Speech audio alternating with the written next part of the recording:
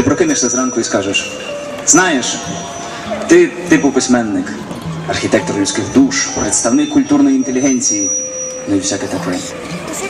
Що ти в мені знайшов, я ж навіть не розумію, про що ти пишеш, я ж навіть не знала, що ти поет. Мені просто очі сподобалися і зачіска.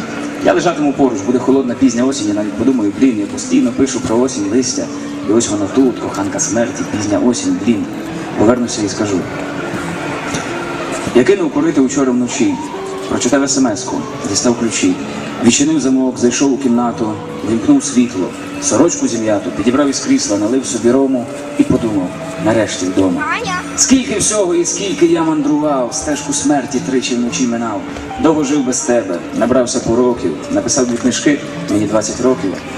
І за те, що я дихаю, бачу, за те, що я тут, хоча наше життя вокзал і фастфуд, за те, що живу і за те, що пишу, за хороші фільми, нормальну траву, за тебе включно, за наше життя, за всю цю музику без кінця, за цю сцену і за цей мікрофон, за мій розряджений телефон, за твою смс, скоро прийду. Боже, дякую. Ти посміхнешся і скажеш: за це я тебе люблю, дурнику.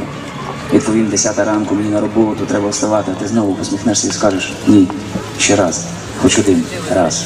І я відповім: для тебе, кохана, я здатен на все, аби лише бачити твоє лице, аби лише тримати за руку тебе. Для тебе, рідна, я здатен на все. А потім в лікарні, як Божий знак, медсестра мені скаже: у тебе рак. І ти закричиш, а я промовчу. Через 8 місяців ляжу в труну, і голосно і гулко, як серце биття, будуть мовчати земля і небеса. І не мене навіть року, можливо пів, як тебе поцілує якийсь дебіл. Ти йому розкажеш: якось вночі у мене був хлопець, писав вірші, помер у 20, у нього був рак. Жаль, звісно, але рак – це рак. І якщо після смерті існує життя, якщо далі течеться нестримна ріка, якщо осінь триває, якщо гріє тепло, якщо поезія вічна, я всім на зло. Далі дивитимусь в твоє лице, далі кохатиму тебе.